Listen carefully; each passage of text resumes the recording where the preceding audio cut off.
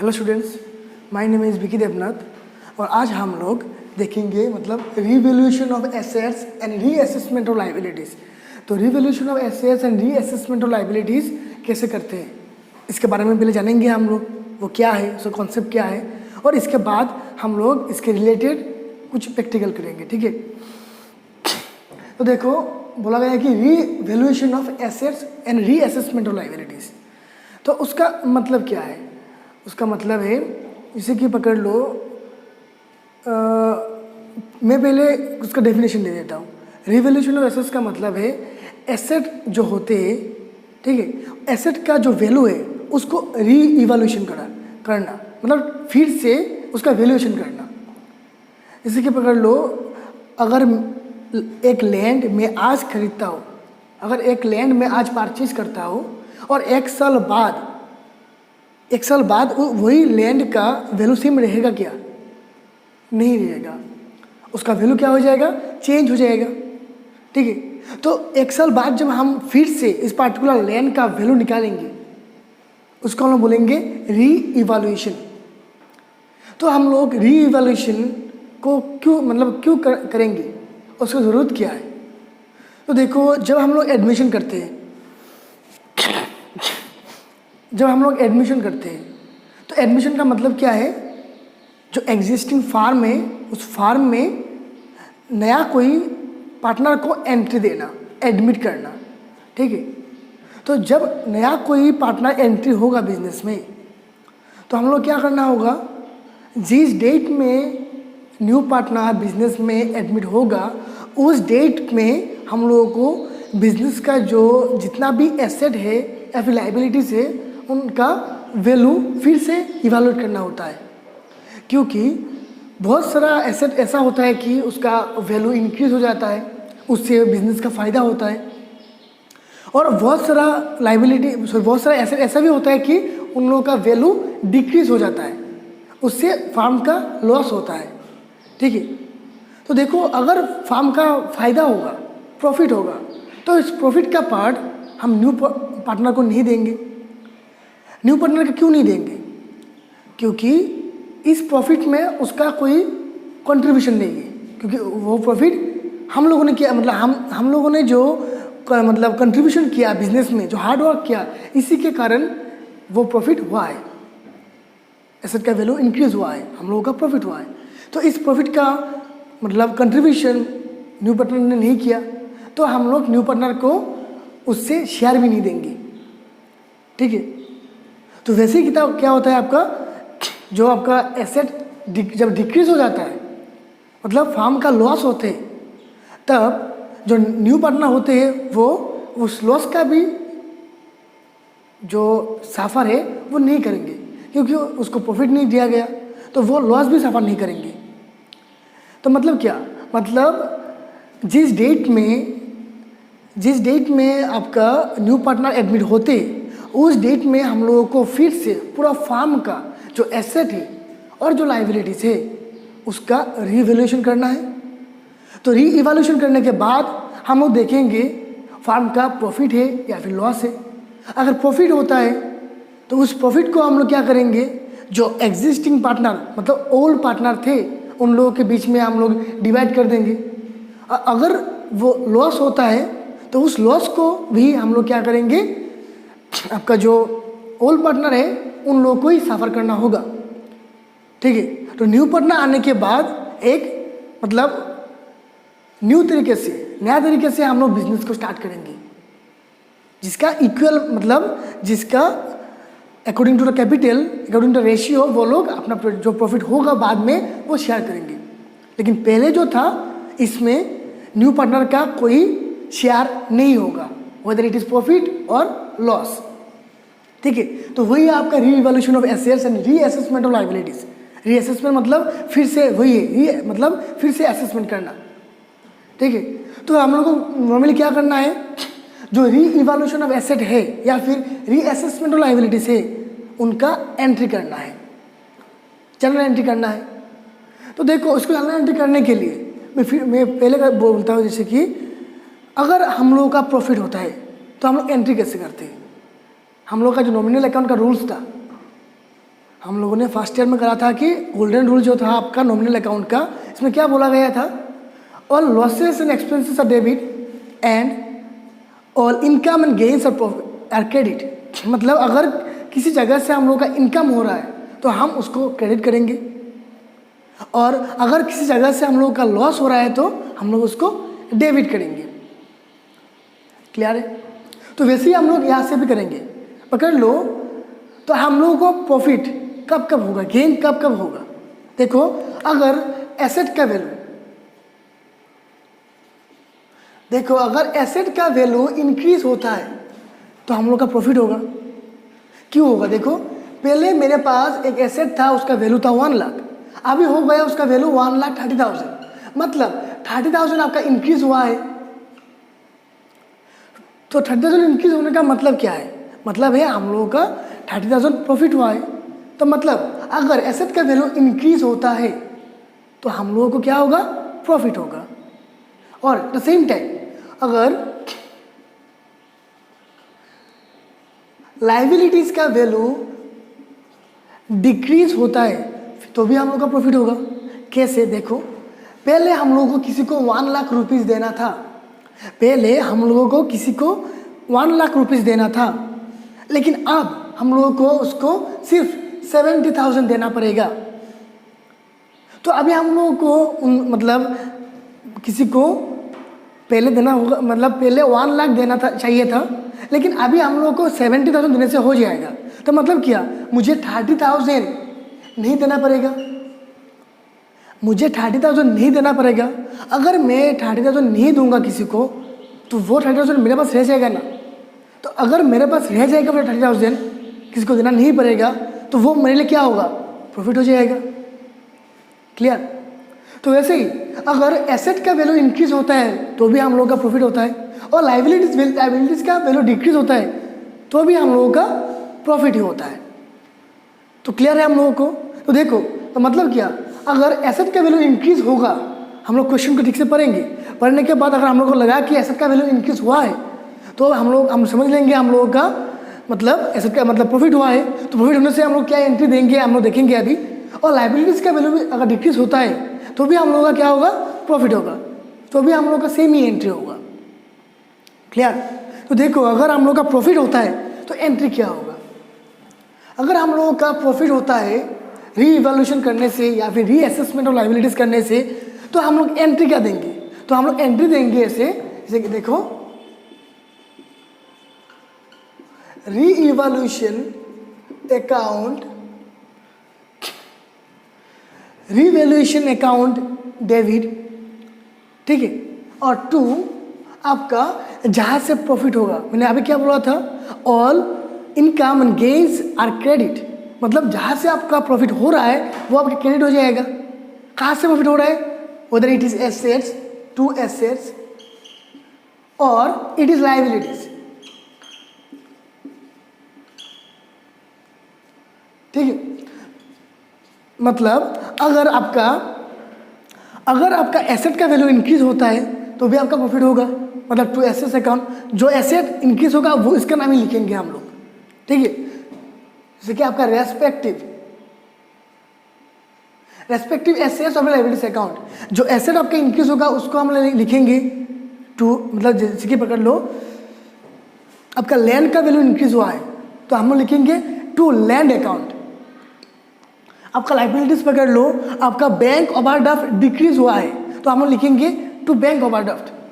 मतलब जो जिसका वैल्यू आपका जिसका वैल्यू की वजह से जिस आइटम की वजह से आपका प्रॉफिट हुआ है वही आइटम का नाम यहाँ पर लिखेंगे हम लोग। तो वही है आपका प्रॉफिट की एंट्री। अगर फायदा होता है तो हम लोग ऐसे एंट्री करेंगे।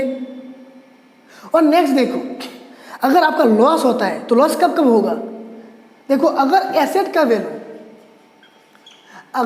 का वैल्यू डिक्रीज होता है, अगर एसेट का वैल्यू डिक्रीज होता है तो आपका लॉस होगा। जैसे कि आपका एक एसेट का वैल्यू था आपका 1,50,000, तो अभी इसका वैल्यू हो गया 1,40,000। मतलब उसका वैल्यू क्या हुआ? डिक्रीज हुआ है। कितना डिक्रीज हुआ है आपका? 10,000। तो 10,000 आपके लिए क्या होगा? लॉस है। तो वैसे ही अगर कोई लाइबिलिटीज का वैल्यू कोई भी लाइबिलिटीज़ का वैल्यू पकड़ लो, जैसे कि आपका सैलरी क्रेडिटर्स, तो सैलरी क्रेडिटर्स का वैल्यू आपका क्या हुआ है, पहले था आपका सैलरी क्रेडिटर्स का वैल्यू 50,000, तो अभी आपको कितना देना होगा, सपोज 66,000 देना होगा अभी आपको सैलरी क्रेडिटर्स को, तो आपका वैल्यू कितना क्या हुआ, देखो यहाँ पर इंक्रीज हुआ है। तो इंक्रीज हुआ है मतलब क्या, मतलब हम लोग का लॉस हुआ है। पहले हम लोगों को सिर्फ 50,000 देना चाहिए था, अभी हम लोग को 66,000 देना होगा, मतलब क्या, ज़्यादा देना होगा। ज़्यादा देना होगा मतलब क्या, हम लोगों का लॉस हुआ है। क्लियर। तो इसी को हम लोग बोलेंगे, मतलब अगर एसेट का वैल्यू इंक्रीज होता है तो आपका होता है लॉस, सॉरी एसेट का वैल्यू डिक्रीज होता है तो आपका होता है लॉस, और लाइबिलिटीज़ के वैल्यू इंक्रीज होता है तो भी आपका क्या होता है, लॉस होता है। तो अगर आपका लॉस होगा तो एंट्री क्या होगा, तो अगर आपका लॉस होगा तो आपका एंट्री क्या होगा। तो लॉस आने से नॉमिनल अकाउंट का रूल्स क्या था आपका, नॉमिनल अकाउंट का रूल्स था कि all expenses losses are debit, all expenses और लॉसेस आर डेबिट। तो जिसके वजह से आपका एक्सपेंसेस हुआ है, मतलब लॉस हुआ है, वो हो जाएगा डेबिट। मतलब जिस एसेट या फिर लाइबिलिटीज़ के वजह से आपका एसेट का वैल्यू डिक्रीज हुआ है, जैसे कि आपका respective assets of link liabilities, जिस एसेट्स बा लाइबिलिटीज़ के वजह से आपका वैल्यू डिक्रीज हुआ है वो हो जाएगा आपका डेबिट। पकड़ लो, आपका सैलरी क्रेडिटर्स का वैल्यू इंक्रीज हुआ है तो इसकी वजह से आपका लॉस हुआ है, तो हम लोग क्या लिखेंगे, सैलरी क्रेडिटर्स अकाउंट डेबिट। ठीक है, तो उसकी वजह से क्या हुआ, आपका रिवैल्यूएशन हुआ, तो इसलिए हम लिखेंगे revaluation to revaluation account. Clear. तो ऐसे ही हम लोग क्या करेंगे, अगर लॉस होता है हम लोग ये वाला एंट्री देंगे, इस पार्टिकुलर एंट्री को देंगे हम लोग, और अगर आपका प्रॉफिट होता है तो हम लोग क्या करेंगे, जो पहले वाला जो एंट्री दिया था वही वाला एंट्री करेंगे हम लोग। तो लॉस एंड लाभ का एंट्री देने के बाद हम लोग देखेंगे अल्टीमेटली बिजनेस का प्रॉफिट हुआ है या लॉस हुआ है। अगर प्रॉफिट होता है तो हम लोग पार्टनर्स में आपस में बांट लेंगे, मतलब जो ओल्ड पार्टनर्स थे उसके बीच डिवाइड कर देंगे। अगर लॉस होता है तो भी हम लोग क्या करेंगे, जो ओल्ड पार्टनर्स है उन लोगों को बोलेंगे कि आप लोग सफ़र करो, लॉस को आप लोग, लॉस का बर्डन आप लोग उठाओ। क्लियर है। ठीक है, पहले हम लोग क्वेश्चन को पढ़ लेंगे। ठीक है, तो इसके बाद हम लोग एंट्री करेंगे। तो क्वेश्चन को देखो, A and B are partners showing profit and loss in the ratio of 3:2। मतलब ए एंड बी आपका है ओल्ड पार्टनर और उन लोगों का ओल्ड रेशियो है आपका 3:2। Pass necessary journal entries in the books of the firm on admission of C, मतलब सी एडमिट होने के बाद हम लोगों को क्या करना है, जानना एंट्री करना है। ए न्यू पार्टनर, मतलब सी कौन है, एक न्यू पार्टनर है। फॉर द फॉलोइंग, मतलब जो इन्फॉर्मेशन दिया गया है उसके ऊपर बेस करके। क्लियर। तो पहले देखो, पहला जो इन्फॉर्मेशन है यहाँ पर क्या बोला गया है, देखो stock appearing in the books at ₹15,000। मतलब जो बुक्स, मतलब जो आपका बैलेंस शीट था पहले, ठीक है, तो बैलेंस शीट में स्टॉक का वैल्यू पहले कितना था आपका 15,000, is to be revalued at ₹30,000। और मतलब न्यू पार्टनर एडमिट होने के बाद हम लोगों ने जब स्टॉक का वैल्यू रीवैल्यूएशन किया, स्टॉक का रीवैल्यूएशन किया, तो अब क्या देखते हैं हम लोग, उसका वैल्यू कितना हो गया है 13,000। मतलब पहले कितना था आपका 15,000 और अभी रीवैल्यूएशन करने के टाइम कितना देखते हो हम लोग 13,000। ठीक है, तो स्टॉक का वैल्यू क्या हुआ है यहाँ पर देखो, डिक्रीज हुआ है। स्टॉक का वैल्यू क्या हुआ है, पहले था आपका 15,000 और अभी है आपका 13,000। तो क्या हुआ है स्टॉक का वैल्यू, स्टॉक का वैल्यू है आपका डिक्रीज हुआ है। तो डिक्रीज होने से हम लोग क्या करते हैं, तो डिक्रीज होने से हम लोग का लॉस होते, तो लॉस का एंट्री यहाँ पर करेंगे हम लोग। ठीक है, तो आप लोग पहले क्वेश्चन लिखने के बाद अच्छे से फॉर्मेट बना लेना, तो फॉर्मेट बनाने के बाद ये वाला एंट्री करना। ठीक है, तो देखो आपका एंट्री क्या होगा यहाँ पर, तो आपका लॉस हुआ है, तो लॉस होने से जिसके वजह से आपका लॉस हुआ है वो हो जाएगा आपका डेबिट। मतलब स्टॉक अकाउंट आपका डेबिट हो जाता है और आपका कितना क्या हो जाएगा, to revaluation account, stock account debit to revaluation account. तो देखो जिसके वजह से आपका लॉस हुआ है वो हो जाएगा आपका डेबिट, और 2 हो जाएगा आपका रिवैल्यूएशन। तो कितना लॉस हुआ है आपका, यहाँ से देखो आपका लॉस हुआ है 2000, 15,000 माइनस 13,000, तो कितना लॉस हुआ है आपका 2000, मतलब 2000 का वैल्यू आपका क्या हुआ है, डिक्रीज हुआ है। तो हम लिखेंगे जितना लॉस होगा वो इसको लिख देंगे हम लोग यहाँ पर, ठीक है। और इसके बाद लिखेंगे हम लोग नरेशन। तो नरेशन क्या लिखेंगे हम लोग, being the value of stock decreased, being the value of stock decreased. इसके बाद हम लोग इसका नरेशन लिख देंगे। तो हो जाता है आपका पहला एंट्री। तो क्लियर है आपको। तो पहले हम लोग क्वेश्चन को पढ़ने के बाद देखेंगे आपका लॉस हुआ है या फ़ायदा हुआ है, मतलब प्रॉफिट हुआ है। अगर प्रॉफिट होता है तो हम लोग उल्टा एंट्री देंगे, अगर लॉस होता है तो हम लोग ऐसी एंट्री देंगे, ठीक है। तो हम लोग अभी नेक्स्ट जो क्वेश्चन है, नेक्स्ट जो पार्ट है उसको हम लोग पढ़ते हैं। नेक्स्ट जो पार्ट है उसको हम लोग पढ़ते हैं। तो देखो यहाँ पर वो सिर्फ हम लोग ऐसे ही लिख रहे हैं, क्योंकि हम मेरे यहाँ पर जगह नहीं है, तो हम लोग यहाँ पर नोट डाउन करके रख रहे हैं कितना लॉस हुआ है कितना लाभ हुआ है, ताकि लास्ट में हम लोग उसका फाइनल एंट्री दे सकें। तो नेक्स्ट देखो यहाँ पर building appearing in the books at ₹60,000, मतलब बिल्डिंग का पहले वैल्यू कितना था आपका 60,000, ठीक है, और is to be revalued at ₹75,000, मतलब अभी उसका रिवैल्यूएशन करने के बाद उसका वैल्यू कितना हुआ है 75,000। पहले कितना था आपका 60,000 और रिवैल्यूएशन करने के बाद कितना हुआ है आपका 75,000। तो आपका प्रॉफिट हुआ है या लॉस हुआ है। बिल्डिंग का वैल्यू पहले से इंक्रीज हुआ है, मतलब क्या प्रॉफिट हुआ है। तो प्रॉफिट होने से हम लोग क्या करते हैं, प्रॉफिट होने से हम लोग जो एंट्री देंगे मतलब revaluation account debit to respective asset account, तो जिसके वजह से आपका प्रॉफिट होगा उसका हम लोग एंट्री करेंगे। तो एंट्री कैसे करेंगे, देखो यहाँ पर रिवैल्यूएशन अकाउंट डेबिट, और क्या हो जाएगा आपका 2, किसके लिए आपका प्रॉफिट हुआ है, बिल्डिंग के लिए, टू बिल्डिंग अकाउंट हो गया आपका एंट्री। तो कितना प्रॉफिट हुआ है आपका, देखो पहले था आपका 60,000, अभी कितना हुआ है आपका 75,000, तो कितना प्रॉफिट हुआ है आपका 15,000। तो जितना प्रॉफिट होगा उसको हम लोग लिख लेंगे, क्लियर। तो अभी उसका भी हम लोग नरेशन लिख लेंगे। नरेशन कैसे लिखेंगे हम लोग, being the value of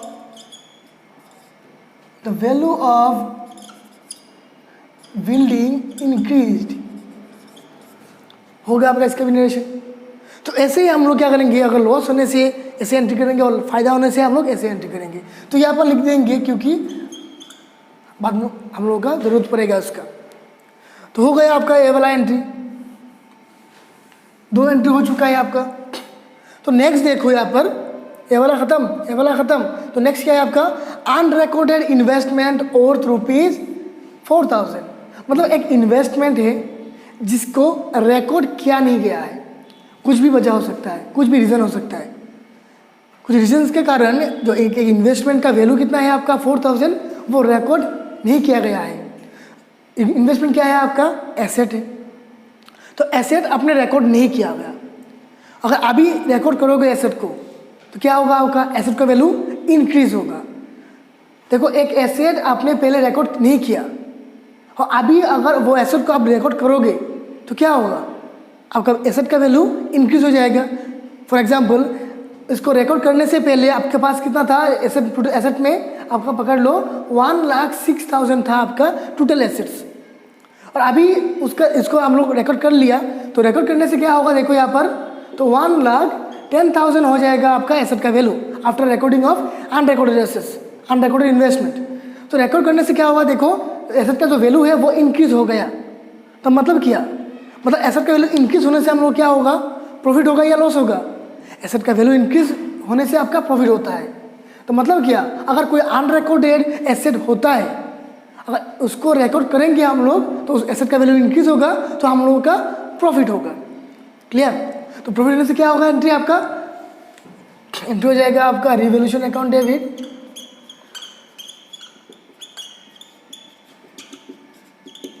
to investment, मतलब जिसके वजह से आपका प्रॉफिट हुआ है, तो कितना 4000, ठीक है। तो अब इसका रिलेशन क्या हो जाएगा, देखो यहाँ पर बीइंग द अनरिकॉर्डेड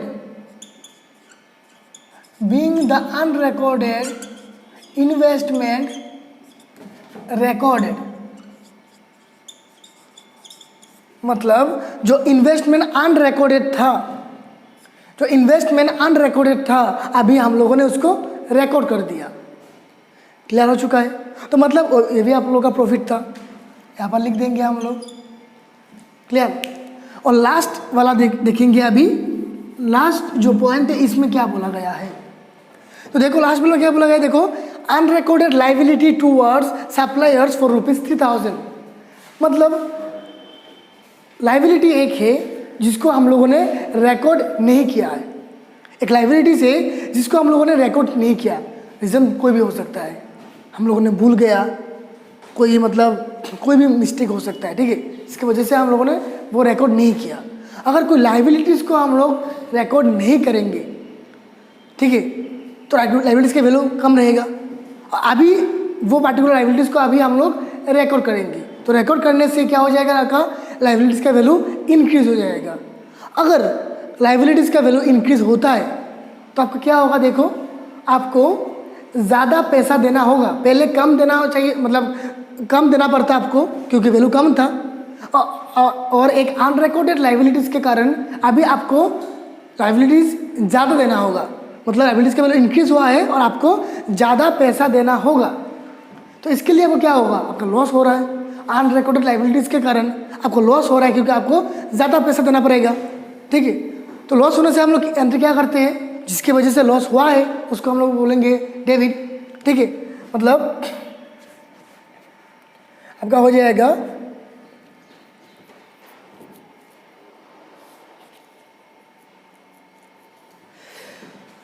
टूवर्ड्स क्या है आपका सप्लायर से, तो सप्लायर्स किसको बोलते हैं हम लोग, क्रेडिटर्स को। तो आपका हो जाएगा क्रेडिटर्स अकाउंट डेबिट, जिसकी वजह से आपका लॉस हुआ है। और क्या हो जाएगा, टू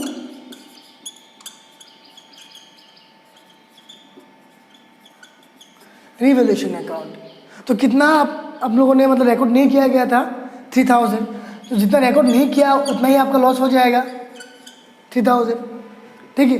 तो उसका नेशन क्या होगा, नेशन वैसे ही होगा जो पहले कह रहा था, being the unrecorded liability towards suppliers are recorded, being the unrecorded liability towards suppliers are recorded, same nation हो जाएगा।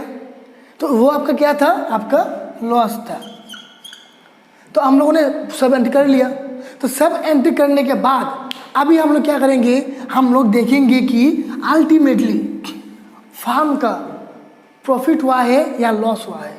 अगर प्रॉफिट होगा तो उस प्रॉफिट को हम लोग क्या करेंगे, जो ऑल पार्टनर होगा उसमें उन लोगों के बीच डिवाइड कर देंगे, मैं जो पहले बोला था आप लोगों को। और अगर लॉस होगा तो वो भी हम लोग क्या करेंगे, जो ऑल पार्टनर है उन लोगों को बोलेंगे कि आप लोग उसका बर्डन उठाओ क्योंकि आपने प्रॉफिट भी लिया है। तो यहाँ से देख लेंगे, देखो यहाँ पर आपका लॉस कितना हुआ है, आपका देखो यहाँ पर 5000, और आपका प्रॉफिट कितना हुआ है, आपका 19000, ठीक है। लॉस है आपका 5000 और प्रॉफिट है आपका 19000। तो अल्टीमेटली देखो यहाँ पर अगर प्रॉफिट हुआ है या लॉस हुआ है, तो यहाँ से देखो अल्टीमेटली आपका प्रॉफिट हुआ है। 19000 माइनस 5000 कितना हो जाएगा आपका 14000। तो आपका 14000 हुआ है आपका प्रॉफिट। क्लियर। तो वही हम लोग क्या करेंगे, अभी वही 14000 जो प्रॉफिट हुआ है वो हम लोग जो पार्टनर्स है उसको आपस में डिवाइड कर देंगे। अगर पार्टनर्स को आपस में डिवाइड कर देंगे तो पार्टनर्स का कैपिटल क्या होगा, इंक्रीज होगा। और कैपिटल इंक्रीज होने से हम लोग क्या करते हैं, कैपिटल इंक्रीज होने से हम लोग उसको क्रेडिट करते हैं। क्लियर है ना। जो आपका अमेरिकन रूल्स था, अमेरिकन रूल्स में क्या बोला गया है, अमेरिकन रूल्स में बोला गया था कि अगर क्रेडिट मतलब अगर आपका कैपिटल का वैल्यू अगर इंक्रीज होता है तो हम लोग उसको क्रेडिट करेंगे, और अगर डिक्रीज होता है तो उसको हम लोग डेबिट करेंगे। तो यहाँ पर देखो अगर जो प्रॉफिट हुआ है वो प्रॉफिट अगर पार्टनर्स में डिवाइड कर देंगे तो पार्टनर्स का क्या होगा, उसका प्रॉफिट मतलब कैपिटल इंक्रीज होगा। तो कैपिटल इंक्रीज होने से क्या करते हैं हम लोग, कैपिटल को क्रेडिट करते हैं। तो वो जो रिवोल्यूशन से जो प्रॉफिट हुआ है वो हम लोग क्या करेंगे, पार्टनर्स में जो ओल्ड पार्टनर है उस प्रॉफिट में किसका हकदार होगा, ओल्ड पार्टनर, क्योंकि वो प्रॉफिट न्यू पार्टनर एडमिट होने से पहले का है। तो उसका प्रॉफिट को कौन डिवाइड करेगा, ओल्ड पार्टनर करेगा। ठीक है, तो ओल्ड पार्टनर में वो प्रॉफिट हम लोग अभी डिवाइड कर देंगे। तो अगर ओल्ड पार्टनर में वो प्रॉफिट हम लोग डिवाइड कर देंगे तो एंट्री क्या होगा, देखो एंट्री हो जाएगा आपका रिवैल्यूएशन अकाउंट डेबिट। ठीक है, और टू जो ओल्ड पार्टनर है उन लोगों के बीच में हम लोग उसको डिवाइड कर देंगे। To A's capital account to B's capital account. Clear है। तो देखो यहाँ पर प्रॉफिट कितना हुआ है आपका 14,000, जो हम लोगों ने जो पहले जो हम लोग एंट्री किया था वही एंट्री से हम लोगों ने निकाला कितना अल्टीमेटली हम लोग का प्रॉफिट हुआ है। रिवोल्यूशन करने के बाद आपका कितना प्रॉफिट हुआ है वो प्रॉफिट हम लोगों ने निकाला यहाँ पर। अभी वही प्रॉफिट को हम लोग क्या करेंगे, जो ओल्ड पार्टनर है उन लोगों के बीच में डिवाइड कर देंगे। तो कौन सा रेशियो में, उन लोगों का ओल्ड पार्टनर का जो ओल्ड रेशियो था वही ओल्ड रेशियो से हम लोग उसको डिवाइड करेंगे, क्योंकि वो ओल्ड प्रॉफिट है, मतलब न्यू पार्टनर एडमिट होने से पहले का है। तो पहले का है मतलब ओल्ड है, तो ओल्ड प्रॉफिट ओल्ड रेशियो से ही डिवाइड किया जाएगा, ओल्ड मतलब ओल्ड पार्टनर के बीच। क्लियर, सब कुछ आपका पुराना है, पार्टनर भी पुराना, आपका प्रॉफिट भी पुराना और रेशियो भी आपका पुराना। ठीक है, तो प्रॉफिट रेशियो क्या है, देखो यहाँ पर 3:2। अगर 14,000 को हम लोग 3:2 में डिवाइड कर देंगे, अगर 14,000 को अगर 3:2 में हम लोग डिवाइड करेंगे तो आपका अमाउंट कितना हो जाएगा, तो अमाउंट होगा, देखो यहाँ पर 3:2 मतलब 5 से अगर डिवाइड कर देंगे तो कितना होगा, इसको देखो 52800। तो 2800 अगर 3 से इंटू करने कितना होगा आपका, देखो 3 से इंटू करने से हो जाएगा आपका